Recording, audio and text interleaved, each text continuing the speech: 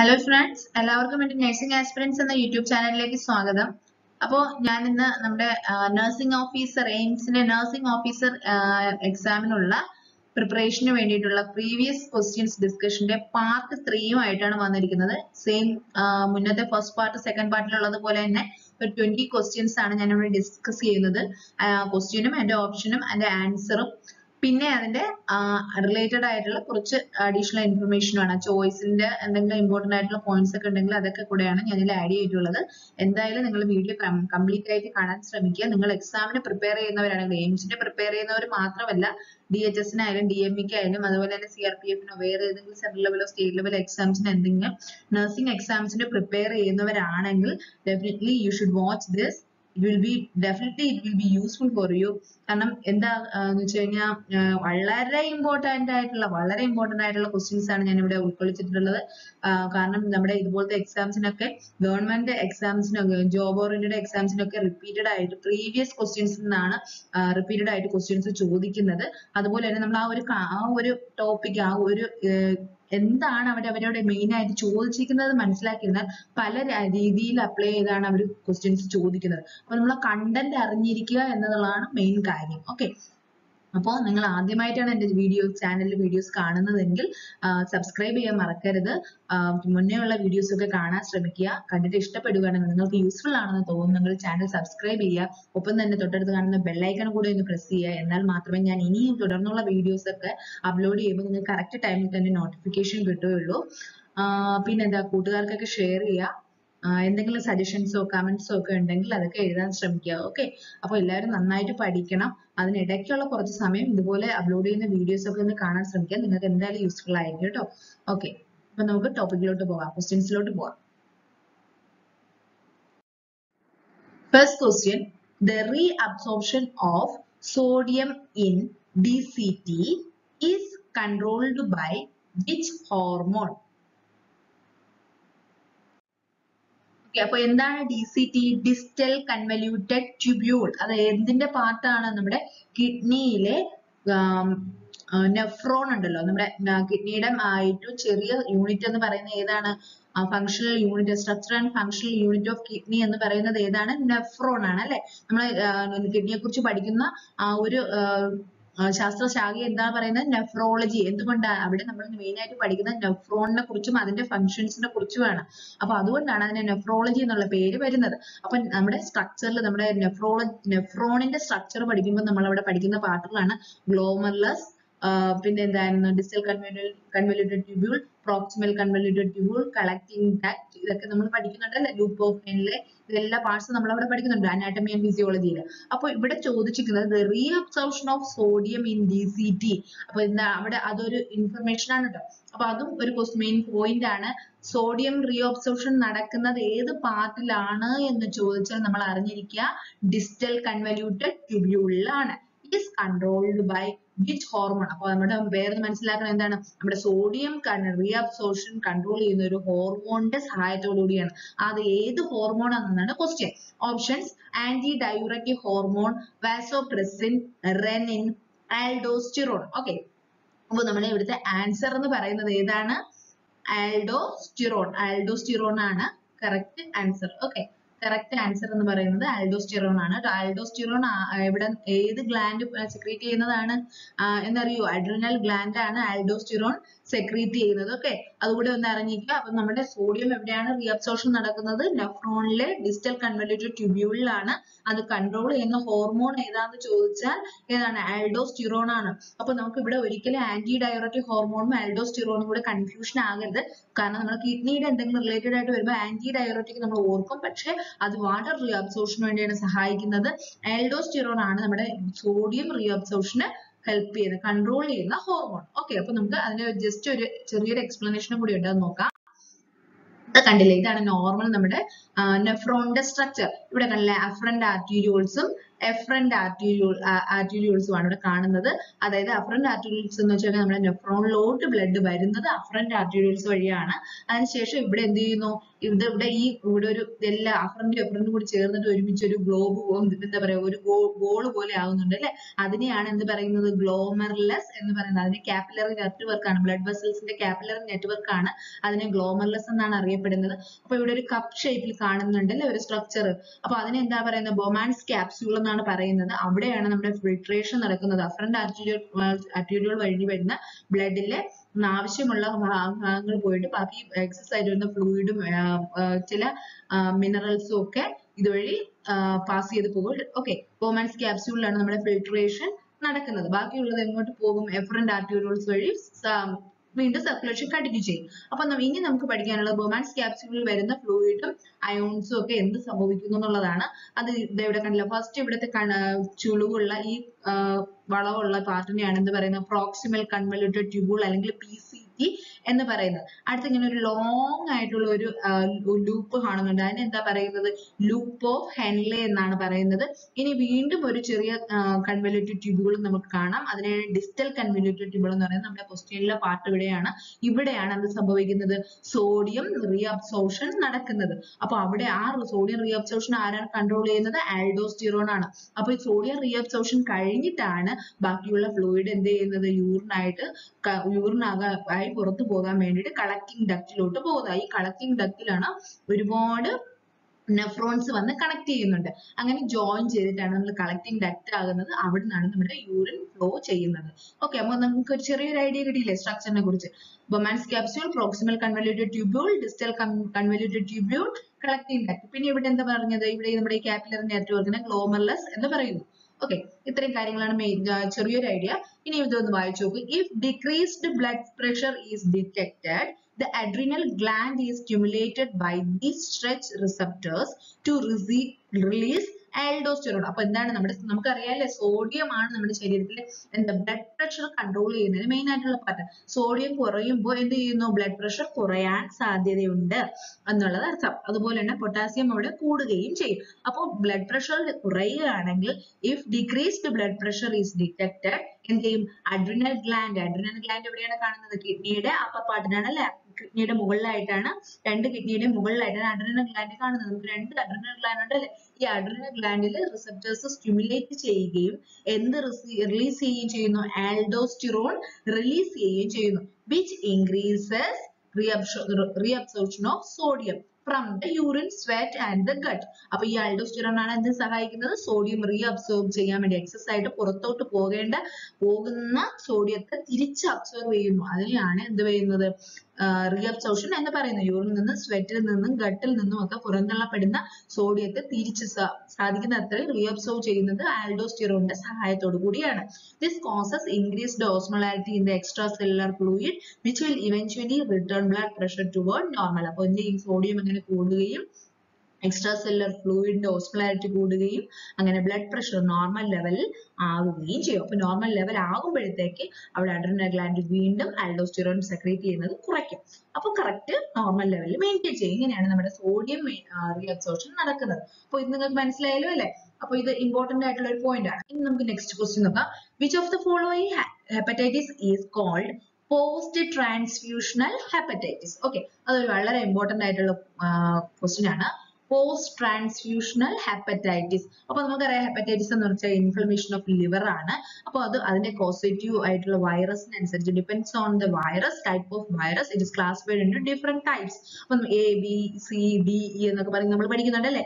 അപ്പൊ ഇപ്പൊ ഈ തന്നിരിക്കുന്ന ഓപ്ഷനിൽ ഏതിനെയാണ് പോസ്റ്റ് ട്രാൻസ്ഫ്യൂഷണൽ ഹെപ്പറ്റൈറ്റിസ് എന്ന് പറയുന്നത്? അതിന്റെ അർത്ഥം എന്ന് വെച്ചാൽ ബ്ലഡ് ട്രാൻസ്ഫ്യൂഷൻ, ബ്ലഡ് നമ്മൾ പേഷ്യൻസിനൊക്കെ ട്രാൻസ്ഫ്യൂഷൻ ചെയ്യുന്നുണ്ടല്ലോ, അങ്ങനെ ബ്ലഡും ബ്ലഡിന്റെ പ്രോഡക്ട്സും ട്രാൻസ്ഫ്യൂസ് ചെയ്യുന്നത് വഴി ഉണ്ടാകുന്ന ഹെപ്പറ്റൈറ്റിസ് എന്ന് പറയുന്നത് ഏതാണ് എന്നാണ് ക്വസ്റ്റ്യൻ. അപ്പൊ ഇതിന്റെ ആൻസർ എന്ന് പറയുന്നത് answer C, question option C ആണ്. ഹെപ്പറ്റൈറ്റിസ് സി ആണ് എന്തെന്ന് പറയുന്നത്, പോസ്റ്റ് ട്രാൻസ്ഫ്യൂഷണൽ ഹെപ്പറ്റൈറ്റിസ് എന്ന് പറയുന്നത്. അപ്പൊ നമുക്ക് അതിന്റെ ചെറിയൊരു ഡീറ്റെയിൽസ് ഇവിടെ പറയുന്നുണ്ട്. ഇവിടെ ഈ ചാർട്ട് നോക്കുന്നത് കംപ്ലീറ്റ് നിങ്ങൾക്ക് എല്ലാ ടൈപ്സിനെയും കുറിച്ചുള്ള ഡീറ്റെയിൽസ് ഉണ്ട്. അപ്പൊ ഞാൻ എല്ലാ കാര്യങ്ങളും ഇവിടെ പറയുന്നില്ല because lack of time. Okay, just ഒന്നൊരു ഐഡിയ പറയാം. കാരണം ഇതിന്റെ ഈ മോഡ് ഓഫ് ട്രാൻസ്മിഷനും ഇൻക്യുബേഷൻ പീരീഡ് ഒക്കെ വളരെ ഇമ്പോർട്ടന്റ് ആണ്. നിങ്ങൾ അതൊന്ന് നോക്കി വെച്ചിരിക്കുക കേട്ടോ.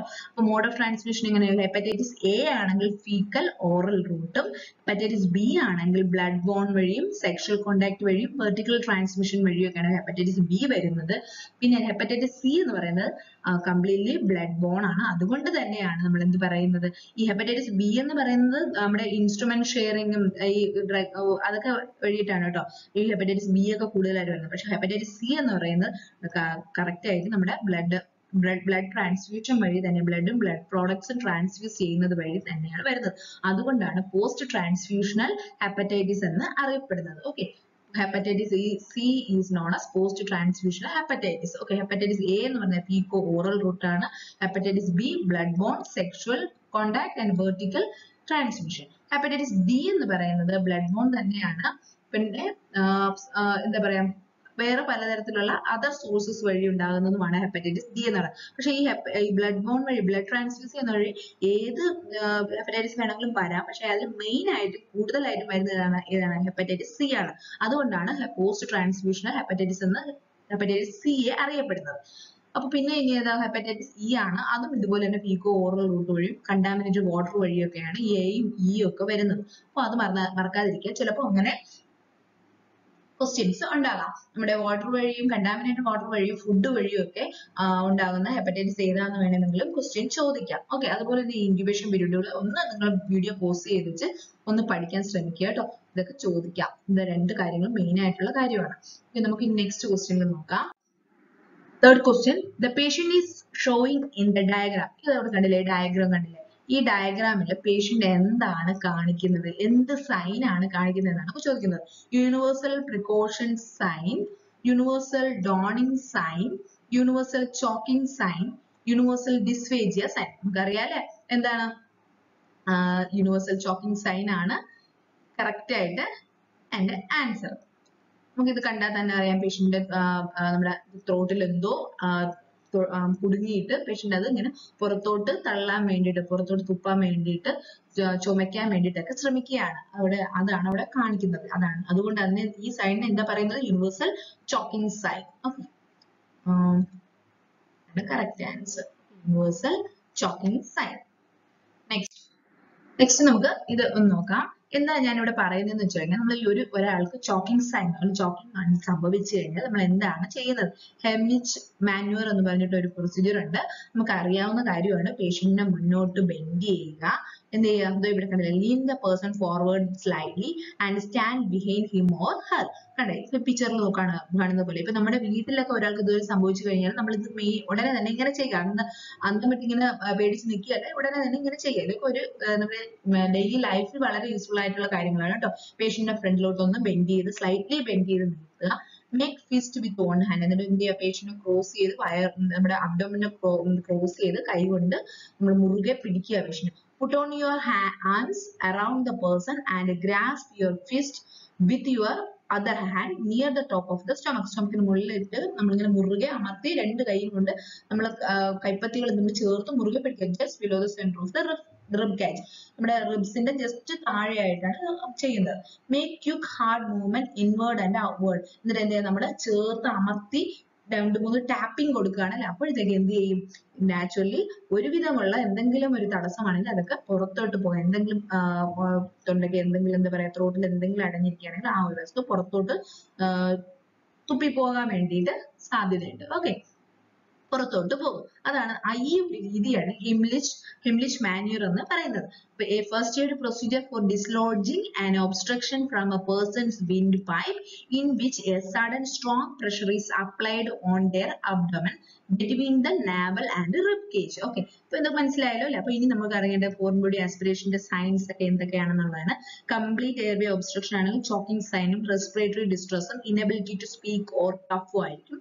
പാർഷ്യൽ എയർവേ ഒബ്സ്ട്രക്ഷൻ ആണെങ്കിൽ coughing, gagging, throat clearing, back blows, റോബിംഗ്, ഹൈപ്പോഫാരിങ്സ് നോട്ട് റെക്കമെൻഡഡ്. ഓക്കെ, അപ്പൊ ഇതൊക്കെ ഒന്ന് ജസ്റ്റ് നോക്കുക. നമ്മുടെ ഈ ഒരു പ്രൊസീജിയർ നിങ്ങൾ അറിഞ്ഞിരിക്കുക. കാരണം സ്റ്റെപ്സ് അറിഞ്ഞിരിക്കുക. ചിലപ്പോൾ ക്വസ്റ്റ്യൻസിലൊക്കെ ഇതിന്റെ സ്റ്റെപ്സ് ഒക്കെ മറിച്ചും തിരിച്ചൊക്കെ ചോദിക്കാം. ഓക്കെ, അപ്പോൾ നമ്മുടെ fourth question, nursing officer is performing cardiac compression on an adult patient How far must the officer depress the lower sternum to maintain circulation until a defibrillator is available? അപ്പൊ നമുക്ക് ഒരു പേഷ്യന്റിന് അറസ്റ്റോ എന്തെങ്കിലുമൊക്കെ സംഭവിച്ചു കഴിഞ്ഞാൽ നമ്മൾ ചെസ്റ്റ് കംപ്രഷൻ കൊടുക്കും അല്ലെ, cardiac compression CPR കൊടുക്കും അല്ലെ. അപ്പോൾ ഡീഫിബ്രിലേറ്റർ വരുന്നവരെ നമ്മൾ CPR കൊടുക്കണമെന്ന് അറിയാം. CPR കൊടുക്കുമ്പോൾ നമ്മൾ സ്റ്റേണത്തിന്റെ ലോവർ സ്റ്റേണത്തിൽ ആണ് നമ്മൾ കംപ്രഷൻ കൊടുക്കുന്നതെന്ന് നമുക്കറിയാം. പക്ഷെ അത് എത്ര ഇഞ്ചാണ് നമ്മൾ അതിന്റെ ഡിപ്രസ് ചെയ്യേണ്ടത്, ഹൗ മെനി ഇഞ്ച്, എത്ര ഇഞ്ചാണ് നമ്മൾ സ്റ്റേണത്തിൽ അമർത്തേണ്ടത്, താഴ്ത്തേണ്ടത് എന്നാണ് ക്വസ്റ്റ്യൻ. അഡൽട്ട് പേഷ്യന്റ് ആണെങ്കിൽ ഓപ്ഷൻസ് നോക്കൂ. 3/4 to 1 inch, half to 3/4 inch, 1 to 1.5 inch, 2 to 2.5 inch. If the patient is the adult age, you should depress the lower sternum 2 to 2.5 inch. Okay, this is the correct answer. 2 to 2.5 inch. അപ്പോൾ അത് മറക്കരുത്, കാരണം ഇത് important ആണ്. Compression റേറ്റും നമ്മുടെ ഈ depress ചെയ്യുന്നതിന്റെ ലെങ്തും എത്രയാണെന്നുള്ളത് നമ്മൾ അറിഞ്ഞിരിക്കണം. 2 to 2.5 inch മെയിൻ ആയിട്ട് റിപ്പീറ്റഡ് ആയിട്ട് ചോദിക്കുന്ന ക്വസ്റ്റ്യൻ ആണ്. അപ്പൊ ഇവിടെ കണ്ടില്ലേ പ്രൊസീജിയർ. അപ്പൊ മുന്നേ നമ്മൾ ചെസ്റ്റ് കംപ്രഷൻ നമ്മൾ മുന്നേ പഠിച്ചവരാണ് പഠിച്ചിരിക്കുന്നത് ABC എന്നുള്ള ഓർഡറിലാണ്. അതായത് എയർവേ, ബ്രീത്തിങ്, സർക്കുലേഷൻ. ആദ്യം നമ്മൾ എയർവേ മെയിൻറ്റെയിൻ ചെയ്യുക, പിന്നെ ബ്രീത്തിങ് നോക്കുക, പിന്നെ അത് കഴിഞ്ഞ് സർക്കുലേഷൻ നോക്കുക എന്നുള്ള ഓർഡറിലാണ് നമ്മൾ ചെയ്യുന്നത്. പക്ഷെ ഇപ്പൊ പുതുതായിട്ട് റിവൈസ് ചെയ്തിട്ടുണ്ട്. എന്തായിരുന്നു? CAC. ആദ്യം നമ്മൾ കംപ്രഷൻ സ്റ്റാർട്ട് ചെയ്യുക, പിന്നെ എന്ത് ചെയ്യുക, എയർവേ പിന്നെ ആണ് നമ്മൾ റെഡിയാക്കുന്നത്, പിന്നെയാണ് ബ്രീത്തിങ് നോക്കുന്നത്. ഓക്കെ, അപ്പൊ ഇവിടെ കണ്ടില്ലേ ഈ പിക്ചറിൽ ക്ലിയർ ആയിട്ട് പറയുന്നുണ്ട്. New cardiopulmonary resuscitation guidelines show the importance of starting chest compression immediately instead of opening the victim's airway and breathing into their mouth first. Okay, mouth ഈ breathing കൊടുക്കുന്നതിന് മുന്നേ നമ്മൾ തന്നെ എന്ത് ചെയ്യണം? chest compression ആണ് സ്റ്റാർട്ട് ചെയ്യേണ്ടത് to initiate blood supply. Okay, അതിനു വേണ്ടിയിട്ടാണ് നമ്മൾ ആദ്യം chest compression സ്റ്റാർട്ട് ചെയ്യുന്നത്. എങ്ങനെയാണ് ചെയ്യുന്നത്? Push at least 2 inches on adult breastbone 100 times per minute. At least 100 times per minute ആണ് നമ്മൾ ചെസ്റ്റ് കംപ്രഷൻ കൊടുക്കുന്നത് to move oxygen and blood to vital organs. മറ്റു ഓർഗൻസിലേക്ക് ബ്ലഡ് സപ്ലൈ ചെയ്യാൻ വേണ്ടിയിട്ട് 100 times എങ്കിലും ഒരു മിനിറ്റിനുള്ളിൽ നമ്മൾ ചെസ്റ്റ് കംപ്രഷൻ കൊടുക്കണം. 2 to 2.5 inch ആണ് നമ്മൾ ഡിപ്രസ് ചെയ്യേണ്ടത്. അവിടെ lower sternum. Airway. Next, open the airway and check for breathing or blockage. Watch for rise of chest and listen for air movement. Next, breathing. Tilt chin back for the unobstructed passing of air. Give 2 breaths and resume chest compression. Okay, വീണ്ടും നമ്മൾ രണ്ട് breath കൊടുക്കണം. അതിനുശേഷം chest compression again start ചെയ്യുന്നു. Okay, ഇതാണ് നമ്മുടെ simple ആയിട്ട് നമ്മുടെ കാർഡിയോപൾമണറി റെസിസ്റ്റേഷൻ പറഞ്ഞു കഴിഞ്ഞാൽ. ഓക്കെ, ഇതൊന്നും ജസ്റ്റ് ഓർത്തിരിക്കുക. ഇതുപോലത്തെ എക്സാംസിനൊക്കെ നിങ്ങൾക്ക് യൂസ്ഫുൾ ആയിരിക്കും. ഓക്കെ, നെക്സ്റ്റ് ക്വസ്റ്റ്യൻ നോക്കാം. Fifth question. A patient just had a thoracentesis. What is meant by thoracentesis? We are just aspirating the fluid from the pleural cavity. In case of there is pleural effusion, that is known as thoracentesis. That procedure is known as thoracentesis. Okay, here a patient just had thoracentesis. അതായത് patient thoracentesis കഴിഞ്ഞു. For which response is it most important for the nursing officer to observe the patient? അതായത് താഴെ പറയുന്നത് ഏത് response കണ്ടു കഴിഞ്ഞാലാണ് നമ്മൾ nursing officer ഉടൻ തന്നെ ഇമ്മീഡിയറ്റ് ആയിട്ട് ഒബ്സർവ് ചെയ്യേണ്ടത്, ഉടൻ തന്നെ റെസ്പോൺസ് ചെയ്യേണ്ടത് അല്ലെങ്കിൽ റിയാക്ട് ചെയ്യേണ്ടത്, അല്ലെങ്കിൽ കാര്യം ഉടൻ ചെയ്യേണ്ടത്, അതായത് എമർജൻസി ആയിട്ടുള്ളത് എന്താണെന്നുള്ളത്. അതായത് signs of infection. First option the signs of infection. Second option expectoration of blood. C increased breath sound. D decreased respiratory rate. ഇതിൽ ഏറ്റവും ഇമ്മീഡിയറ്റ് ആയിട്ട് നമ്മൾ റെസ്പോണ്ട് ചെയ്യേണ്ടത് എന്നാണ്. നമ്മൾ ഓപ്ഷൻസ് കാണുമ്പോൾ തന്നെ മനസ്സിലാക്കുക. ജസ്റ്റ് കഴിഞ്ഞതേ ഉള്ളൂ thoracentesis. അപ്പൊ എന്ത് എക്സ്പെക്ടറേഷൻ ഓഫ് ബ്ലഡ് ഉണ്ടെങ്കിൽ that is the answer. Okay, expectoration of blood, that means there is some injury or something. Okay, അതുകൊണ്ട് നമുക്ക് അത് തന്നെയാണ് നമുക്ക് ഏറ്റവും ഇമ്പോർട്ടന്റ് ആയിട്ടുള്ള കാര്യം. Okay, നമുക്ക് എന്താണ് thoracentesis എന്ന് നോക്കാം. Thoracentesis is also known as pleural tap. Okay, or needle thoracostomy or needle decompression is an invasive medical procedure to remove fluid or air from pleural space for diagnostic or therapeutic purpose. Okay, അപ്പോൾ നമുക്ക് അറിയാം എന്താണ് ലങ്സിനെ cover ചെയ്തിട്ടുണ്ട് ഒരു protective layer ഉണ്ട്. അതിനെയാണ് നമ്മൾ pleura എന്ന് പറയുന്നത്. അതിന് പരേറ്റൽ പ്ലൂറ എന്നും വിസറൽ പ്ലൂറ എന്ന് പറയുന്ന 2 ലെയർ ഉണ്ട്. അതിനുള്ളിലാണ് എന്ത് ചെയ്യുന്നത് ഈ ഫ്ലൂയിഡ് കാണുന്നത്. ഈ ഫ്ലൂയിഡ് കാരണമാണ് നമുക്ക് കുറെ എന്താ പറയുക കുറെയൊക്കെ ഇഞ്ചുറീസ് നിന്നൊക്കെ നമുക്ക് ലങ്സിനെ പ്രിവെന്റ് ചെയ്യാൻ തടയാൻ പറ്റും. അതിന്റെ പ്രൊട്ടക്ട് ചെയ്യാൻ വേണ്ടിയിട്ടുള്ള ലെയർ ആണ്. അപ്പോൾ ഈ ഇതിനിടയ്ക്കുള്ള പ്ലൂറൽ ഫ്ലൂയിഡ് നോർമൽ എമൗണ്ടിൽ നിന്നും വളരെയധികം കൂടുമ്പോൾ പേഷ്യൻസിന് ലൈഫ് ത്രെട്ടനിങ് കണ്ടീഷൻ ആയിട്ട് മാറും. ആ സമയത്ത് ഈ ഫ്ലൂയിഡ് റിമൂവ് ചെയ്യുന്ന ഒരു പ്രൊസീജിയർ ആണ് നമ്മൾ തൊറാസിന്തസിസ് എന്ന് പറയുന്നത്. ജസ്റ്റ് തൊറാസിന്തസിസിനുള്ള നീഡിലുണ്ട്, അതൊരു ഇൻവേസീവ് പ്രൊസീജിയർ ആണ്, ഇൻവേസീവ് സ്റ്റെറൈൽ പ്രൊസീജിയർ ആണ്. ആ നീഡിൽ വഴി നമ്മൾ ഈ എക്സസ് ആയിട്ടുള്ള ഫ്ലൂയിഡിനെ ആസ്പിറേറ്റ് ചെയ്യുന്നു.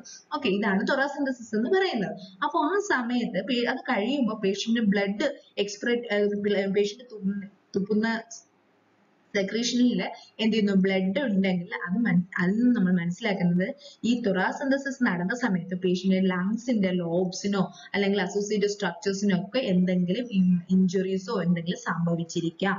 അതുകൊണ്ടാണ് ഈ എക്സ്പെക്ടറേഷൻ ഓഫ് ബ്ലഡ് വരുമ്പോൾ നമ്മൾ ഇമ്മീഡിയറ്റ് ആയിട്ടുള്ള ആക്ഷൻ എടുക്കണമെന്ന് പറയുന്നത്. ഓക്കെ, നെക്സ്റ്റ് നമുക്ക് 6th question നോക്കാം. A patient in the diagram is on oxygen support or oxygen therapy.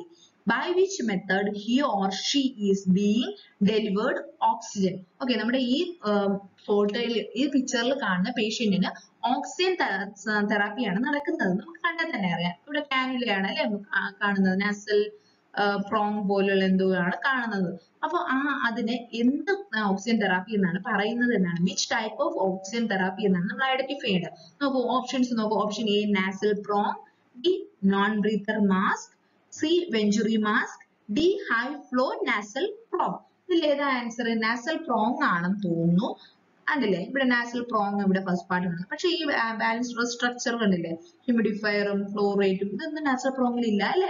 അപ്പൊ നോൺ ബ്രീത്തർ മാസ്ക് ആണോ? അല്ല, ഇതല്ല. വെഞ്ചുറി മാസ്ക് ആണോ? അല്ല. അപ്പൊ ഇനി നാസൽ പ്രോങ് ആണോ? അതുമല്ല. കാരണം ഇതിന്റെ ഇങ്ങനെയുള്ള ഈ ഒരു പാർട്ടൊക്കെ വരുന്നത് നാസൽ പ്രോങ്ങിലല്ല. അപ്പൊ എന്താണ്? High flow nasal prong. High flow nasal prong ആണ് നമ്മളിവിടെ പിക്ചറിൽ കാണുന്നത്. അപ്പൊ നമുക്ക് അതിന്റെ എക്സ്പ്ലനേഷൻ നോക്കാം. High flow nasal cannulae or high flow nasal oxygen is a type of respiratory support method that delivers a high flow of medical gas, that means oxygen, to a patient through an interface intended to create a washout of the upper airway. അവിടെ എന്താണ്, അവിടെ ഹ്യൂമിഡിഫയറിലൂടെ connect ചെയ്ത് അവിടെ secretions എല്ലാം ലൂസൺ ചെയ്യാൻ വേണ്ടിയിട്ടുള്ള ഒരു ടെക്നിക്കാണ്. Oxygen supply ചെയ്യുന്നതിനൊപ്പം തന്നെ അവിടെയുള്ള തിക് സെക്രീഷൻസ് എല്ലാം ലൂസൺ ചെയ്ത് പുറത്തള്ളപ്പെടാൻ വേണ്ടിയിട്ടുള്ള ഒരു ടെക്നിക്കാണ്. Okay, the applied gas is heated to best match human body temperature. നമ്മുടെ ശരീരത്തിന്റെ ചൂടിന്റെ temperature, body temperature 37 degree Celsius ആണ്. അതിന്റെ ഈക്വൽ എന്താണ്? 98.6 ഡിഗ്രി ഫാരൻഹീറ്റ് ആണ്. അതിന് ഈക്വൽ ആയിട്ടുള്ള ഗ്യാസ് ആണ്, നമ്മൾ അതേ ഹീറ്റിലുള്ള ഗ്യാസ് ആണ് നമ്മൾ അവിടെ കൊടുക്കുന്നത്. And humidified targeting ideal body saturation vapour pressure. Humidified ആയതുകൊണ്ട് നമ്മുടെ ബോഡിയുടെ വേപ്പർ പ്രഷർ സാച്ചുറേഷന് അനുസൃതമായിട്ടുള്ള ഹ്യൂമിഡിഫൈഡ് എയർ ആണ് വരുന്നത്. It is used in acute and chronic breathing problem. പേഷ്യൻസിന് if patients have acute and chronic breathing problems, we may use high flow nasal cannula. Okay. Next, 7th question. Which of the following is digoxin side effect? നമുക്ക് അറിയാൻ വളരെ important ആയിട്ടുള്ള cardiac glycoside ആണ്. എന്ത് cardiac glycoside ആണ് digoxin എന്നത്. Digoxin drug has many side effects. Each and every drug has many side effects. Same way, digoxin has many side effects. Here, let's see some side effects. Option A, diarrhea, nausea, bradycardia, blurred vision. Here, they are asking for which sign is not included in the digoxin side effect. അപ്പോൾ നമുക്ക് diarrhoea, nausea, bradycardia എന്നുള്ളത് എന്താണ്? ഡിജോക്സിന്റെ side effect തന്നെയാണ്. പക്ഷേ എന്താണ് നമ്മുടെ blood vision എന്ന് പറയുന്നത്? It is not a side effect of digoxin. If we are giving patient with digoxin, blood vision is not a side effect of digoxin. Just understand that. But in case of digoxin toxicity, patient may get blood vision. മനസ്സിലാക്കുക. Okay, സാധാരണ നമ്മൾ digoxin normal ഡോസിൽ കൊടുത്തു കഴിഞ്ഞാൽ അവിടെ ഒരു blood vision എന്നുള്ള ഒരു side effect പറയുന്നില്ല. പക്ഷേ if patient has digoxin toxicity and patient may get blood vision. Okay. For digoxin toxicity is a life-threatening condition. The most common symptoms are gastrointestinal and include gastrointestinal include nausea, vomiting, abdominal pain, and diarrhea. The cardiac manifestations are most concerning and can be fatal, and this is a serious condition. Okay.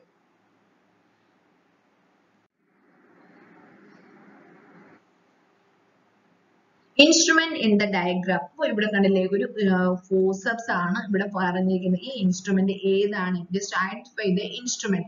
It is very common for central level exams with the picture questions with the picture. Okay, just study all type of forceps with the picture. Okay, here options are option A mosquito forceps, B Kelly's forceps, C Alice forceps, D mixture forceps. The answer is mixture forceps. Okay, mixture forceps. And here you can identify 4 types of forceps. Just give as in the question. This is mosquito forceps. Just see the structure of mosquito forceps and study the purpose also. Okay, it will be helpful in your exam. And this Kelly's forceps, and you can see the mixture forceps also. Just see the difference between the Kelly's and the mixture forceps. You can see slight inclination. Here is just perpendicular. Okay, see the angle between. And see the angle in the tip. Okay, just slightly inclined, and here is this perpendicular. Okay, here see Alice forceps, totally different from other forceps. Alice forceps. Okay, see and study the structure. And next, 9th question. Patient is unconscious and lying in the supine position. The nursing officer knows that the most common site for pressure ulcer in this position is. The patient is unconscious and patient lying in the supine position. Unconscious and lying in the supine position. That means patient will be getting high pressure in the lower part, back side of the patient's body. Okay, so here question is most common site for pressure ulcer. The answer is, see the option. Option A is sacrum, option B elbow, option C scapulae, option D heels, and the answer is option A sacrum. Okay, sacrum will be getting more pressure. See this picture, pressure. So these are the pressure area in the supine position, back of the head and ears, shoulder, elbow, lower back and buttocks. That means sacral area, hip and heels. And in this, most common site for pressure ulcer is sacral area or lower back and buttocks. Okay. And the 10th question, a patient is admitted in neurosurgery ICU. A nursing officer is assigned to her and checking her GCS. That GCS means Glasgow Coma Scale. The nursing officer noted the finding eye opening. Eye opening in the to pain. The patient is opening her eye, her or his eye to pain. And patient's verbal response is inappropriate words, and motor response is withdraws from pain. He withdraws his extremities from pain. Okay, eye opening to pain, and verbal response is inappropriate words. Motor response is withdraws from pain, and the final GCS score according to these findings will be, we should calculate GCS score. Okay, and option A E2, that means eye opening 2, verbal response 3, and motor response 4, totally 9. Option B E1 V2 M3 and totally 6, and option C E2 V3 M4 is totally 10, and D E3 V3 M3 totally 9, and the correct answer is option A E2 V3 M4 is equal to 9. Okay, let's have a look on GCS scale, the Glasgow Coma Scale. Just study this. We may expect this type of questions in the future exams also. See, just we are seeing only 3 parameters here. Eye opening response. If the patient is opening eyes spontaneously, we will be giving score 4, and if the patient is opening his eye to speech, we will be giving score 3. If it is opening if he is opening eye to pain, we will be giving 2. That's why here patient got 2 score. Okay, score 2. And next, and if there is no response, they will be giving 1. Okay, best verbal response, verbal for verbal response. If he is oriented to time, place, and person, we will be giving 5. If he is confused, we will be giving 4. Inappropriate words, we will be giving 3. That's why this patient got 3. Incomprehensible sound, 2. No response, 1. Okay, there is no 0 score in the Glasgow Coma scale. Just understand that. Best motor response, if he is if he is having motor response and obeys command, will be giving 6. Moves to localized pain, 5. Flexion, withdrawal from pain, 4. Abnormal flexion, 3. Abnormal extension, 2. If there is no response, 1. Okay, totally 15. That is the maximum score for Glasgow Coma scale, and the minimum score is 3. Okay, here you can see best response, that means 8. Comatose client, 8 or less. Totally unresponsive, that patient will be getting 3 score. Okay, this is Glasgow Coma scale. Just study detailedly, just mark up. And the 11th question, a patient is being injected tetanus vaccine. The nursing officer knows this is a classical example of which type of immunity. Okay, here one patient is injected with the tetanus vaccine. We know that we are giving to prevent tetanus. Okay, the nursing officer knows this is a classical example of which type of immunity. And here options, 4 options. Option A, natural active. B, artificial active. C, natural passive. D, artificial passive. And the correct answer is artificial active. Okay, അപ്പോൾ എല്ലാവരും നന്നായിട്ട് immunity പഠിക്കുക. Immunity ഏതെങ്കിലും ഒരു type ചോദിക്കുക. It's very important and you should learn completely about types of immunity. They may ask different types of questions from this topic. Okay, artificial active, this is the answer. And here I am giving small idea about immunity.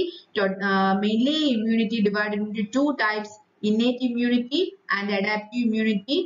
Innate immunity എന്ന് വെച്ചാൽ എന്താണ്? By birth. The immunity we are getting by birth, that is innate immunity. The adapted immunity means through life period. Through life we are getting different types of immunity in different situations through vaccines, and because of environment influences, because of some diseases we are getting some immunities. Okay, that types of immunity is known as adaptive immunity. After birth we are getting some immunity through our life period, that is known as adaptive immunity. Mainly adaptive immunity is divided into 2 types, natural and artificial. Natural again divided into passive, active. Again artificial also, passive and active. Just study all details about types of immunity. They may ask different types of questions. Okay, they may give someone some example, and they may ask for types of immunity. Okay, just study for everything, every type, so each and every types of immunity. Okay, it's very important. And another thing, you should study immunization schedule also. They may ask for the particular vaccines, for which disease they are giving, which route they are choosing, and which age period they are giving this particular vaccine. We may get that type of questions. Okay, immunization schedule വളരെ important ആണ്, നന്നായിട്ട് പഠിക്കുക. Okay. Okay, 12th question. 80% of water reabsorbed from PCT of nephron. Again, നമ്മുടെ എന്താണ്? Nephron ആണ്. 80% of water reabsorbed from PCT of nephron. Okay, here PCT should be capital letter. Okay, proximal convoluted tubule of nephron.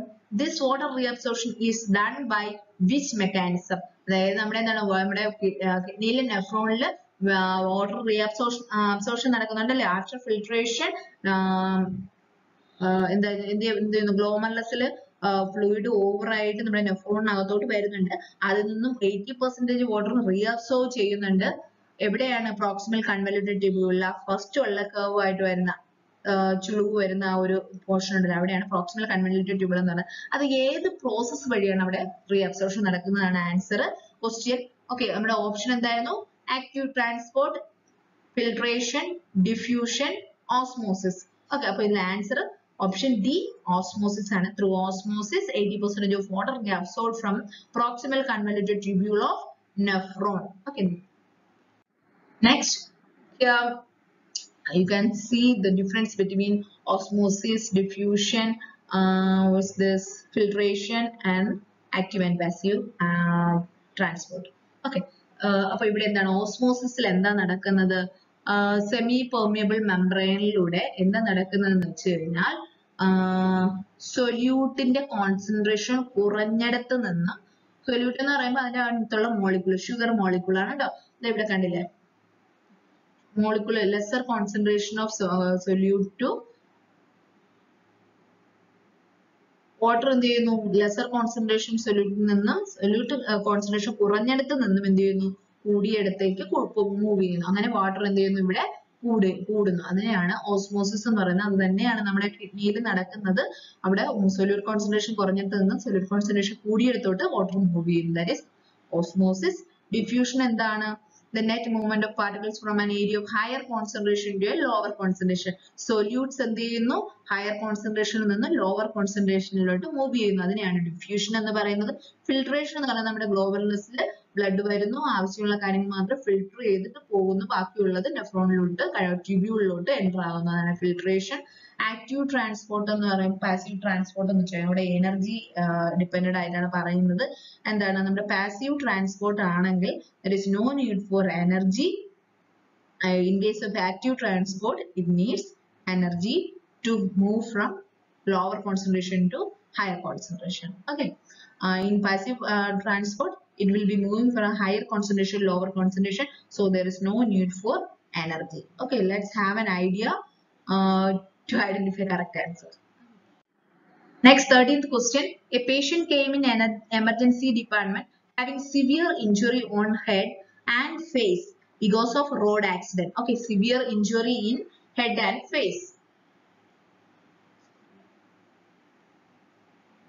Head and face because of road accident. The nursing officer knows this patient will tag by which triage category. നമുക്കറിയാലോ emergency department ആണ് triage category നമ്മൾ തീരുമാനിക്കുന്നത്. Casualty emergency department. അപ്പോൾ ഏത് കാറ്റഗറിയിലാണ് നമ്മൾ ഈ പേഷ്യന്റിനെ ഉൾക്കൊള്ളിക്കുക? Which category? Okay, let's read options. Option A red, option B yellow, option C green, option D black. And the correct answer is option A red. Okay. Here you can see different types of triage system and color tagging. The most common classification uses the internationally accepted 4 color code system, that is red, yellow, green and black. Red means severe condition, he needs immediate attention. Okay, red indicates high priority treatment or transfer, example massive hemorrhage, tension, pneumothorax, like that. Okay, and that's why they are giving red badge and they need immediate care. Okay, and next yellow signals medium priority, isolated simple femur fracture. There is no life threatening condition, even though that is emergency condition and needs immediate attention. That type of patients included in the yellow category. Next, green is used for ambulatory patients, example isolated abrasions, contusions, sprains. Okay, this is not much emergency, even though they can wait. It's not a life threatening patient, there is no problems with the life of the patient, but they need medical care immediately. Okay, and the black for dead or those with the minimal chance of survival. Example massive head injuries, 95% coverage with 3rd degree burns, and there is no hope.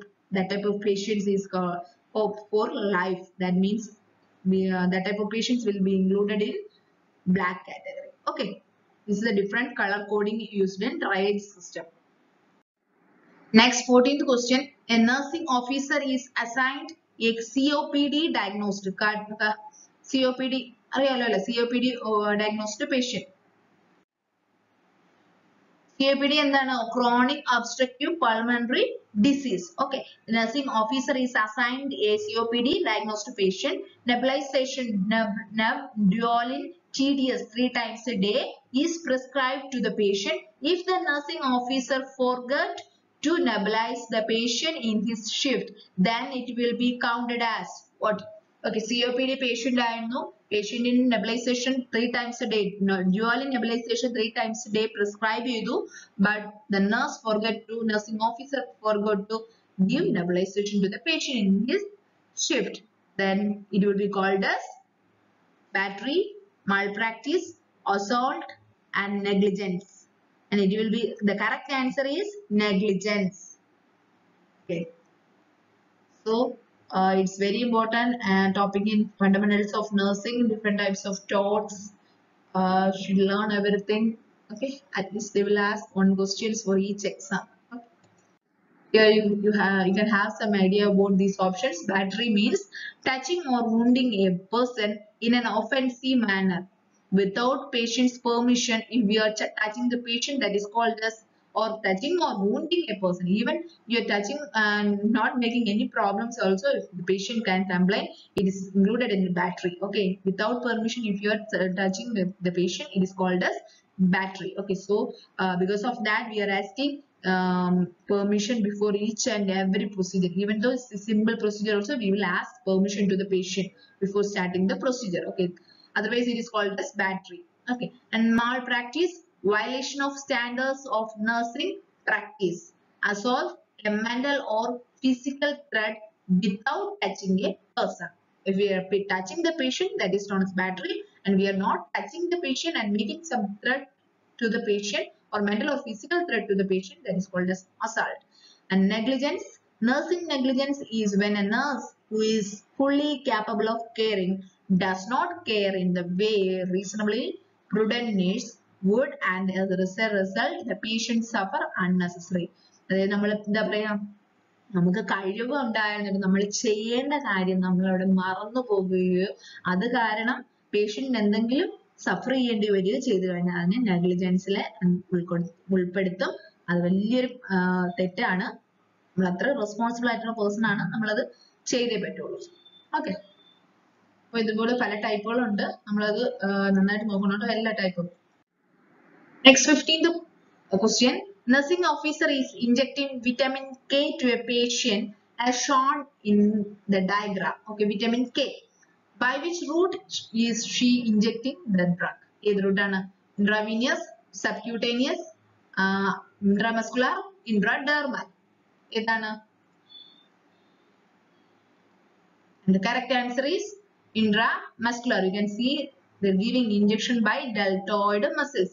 In the deltoid muscle, that is intramuscular injection. Okay, vitamin K. So it is additional information. Vitamin K giving by intramuscular, through intramuscular route. Okay. Here you can see the angle between difference of angle in the different types of injections. Okay. See, intramuscular injection means we should maintain 90-degree position for syringe, and subcutaneous means 45-degree, intravenous means 25-degree, intradermal means 10 to 15-degree. Okay, these are the different angles in each injection. Okay. This is one type of microorganism. You should know the full form of MRSA. Here options: methicillin resistant Streptococcus aureus, methicillin resistant Staphylococcus aureus, methicillin resistant Streptococcus aureus, methicillin resistant Staphylococcus aureus. And the correct answer is option B, methicillin resistant Staphylococcus aureus. Okay. Here you can see methicillin resistant Staphylococcus aureus refers to a group of gram-positive bacteria. This is another information, gram-positive bacteria. And ഇപ്പോൾ അതോടെ തന്നെ നിങ്ങൾ മനസ്സിലാക്കേണ്ട കാര്യമാണ് എല്ലാ കോക്കസും വന്നിട്ട് എന്താണ് gram-positive bacteria ആണ്. That are genetically distinct from other strains of Staphylococcus aureus. MRSA is responsible for severe difficult to treat threat in infection in human. Okay, it's a type of gram-positive bacteria. അങ്ങനെയും questions വരാറുണ്ട്. And they may give name of bacteria and ask for whether it is gram-positive or gram-negative. Okay, just study or about all microorganisms, okay, whether it is gram positive or gram negative. And 70th question, a patient is prescribed 125 mg of ceftriaxone IV 2 times a day, BD. The vial contains 500 mg in powdered form. The nursing officer dissolved the vial in 5 ml of normal saline. How much the volume the nursing officer will inject to the patient? It's very easy question. Option A, 2.25 ml, 3 ml, 1.1 ml, 1.25 ml. And the correct answer is option D. It's a very simple calculation. No need to do formula calculations and all. You can see in the 125 mg of ceftriaxone is prescribed for the patient. We have 500 mg powdered form and that have full 500 mg we dissolved in the 5 ml of normal saline. And now is 500 mg ceftriaxone in 5 ml of normal saline. That is totally 5 ml. Let's see, 125 is 1 by 4th of 500. That means patient required 1 by 4th of 5 ml. Okay. 125 mg is 1 by 4th of 500 mg. Okay. 4-1 ആണ് 125 എന്ന് പറയുന്നത്. അപ്പോൾ 5 ml ന്റെ 4-1 എത്രയാണ്? 1.25 m ആണ്. പകുതി 2-1 ആവുമ്പോഴത്തേക്ക് 2.5 ആയി. 4-1 ആവുമ്പോൾ അത് 1.25 ആയി. അതാണ് correct answer. Very easy question. Okay. Next, 18th question. In what position should the nursing officer place a patient recovering from general anesthesia? General anesthesia യിൽ നിന്നും recover ആയി തുടങ്ങുന്ന ഒരു patient. It's not yet recovered. What position we should give for that patient? Okay. And the option is supine, high Fowler, side lying, Trendelenburg. Answer is side lying position. Why we are giving side lying position for that patient? Turning the patient to the side promotes drainage of secretions. അതായത് എന്താണ് നമ്മുടെ anaesthesia കഴിഞ്ഞ പേഷ്യൻസിനൊക്കെ എന്താണ് നമുക്ക് അവർക്ക് conscious അല്ലായിരിക്കാം അല്ലെ, അല്ലെങ്കിൽ semi conscious ആയിരിക്കാം. അപ്പോൾ എന്ത് ചെയ്യും, വായിൽ നിന്ന് വരുന്ന സെക്രീഷൻസ് ഒന്നും പുറത്തോട്ട് കളയാനോ അല്ലെങ്കിൽ അതിനെ ഉള്ളിലോട്ട് കളയാനോ ആയാലും അവർക്ക് അറിയില്ല. ഗാഗ് റിഫ്ലെക്സ് നോർമൽ ആയിട്ടില്ല. അപ്പൊ എന്ത് ചെയ്യും, the aspiration chance on it. So in order to prevent aspiration, we will be placing the patient in the side-lying position and the patient secretions will be draining out through the mouth. Okay. To prevent aspiration of oral secretions, we will be placing the patient in side-lying position. Okay. Because of lack of gag reflex. And the 19th question. A patient comes to an emergency department and complaining pain in the area shown in a diagram, having fever, nausea along with it. And here you can see the picture and the healthcare provider is palpating in the lower abdomen, right side of lower abdomen. What will be the condition? Option A, peritonitis, pancreatitis, appendicitis, intestinal obstruction. Correct answer is appendicitis. Why? This is McBurney point. That's why. Here you can see the appendix. Appendix is located in the right lower quadrant of abdomen. And here you can see from the umbilicus in this position. This is McBurney point. Here, if you are getting pain in this area and having fever and nausea, and the patient may diagnosed with what? Appendicitis. Let's understand. This point is known as McBurney point. This is very important. They may ask a question about McBurney point also. And the 20th question, the article shown in the diagram is used for. Here you can see one needle. Should identify this needle. For which procedure we use this needle? This type of needles. You can see the options: lumbar puncture, spinal anesthesia, arterial line, CVP measurement. And the correct answer is arterial line. Okay. An arterial line is a thin catheter inserted to an artery. It is most commonly used in intensive care medicine and anesthesia to monitor blood pressure directly and in real time and to obtain samples for arterial blood gas analysis. To get arterial blood in emergency, intensive care unit, we'll put arterial line for the patient. And arterial blood gas analysis is a very important procedure to start immediate and to take immediate analysis for the patient, and we can identify the acidosis, alkalosis, lower saturations, everything, pH, everything we can see and analyze through arterial blood gas. So it is very essential in intensive care medicine. Okay. Here you can see different other needles. This first, this used for lumbar. Okay. Actually, I am very poor to write. Sorry. This is lumbar needle, and this is spinal anesthesia needle, and this is CBP catheter kit. So just have a look on these pictures also, because you may get these questions for the next exam. And thank you for watching. If it is useful, please subscribe my channel, and please, if you like the video, just give thumbs up, and press the bell icon to get more videos, useful videos. I will be uploading more videos in the future days, and just share to your friends. Just do comments. Study well. Have a nice day.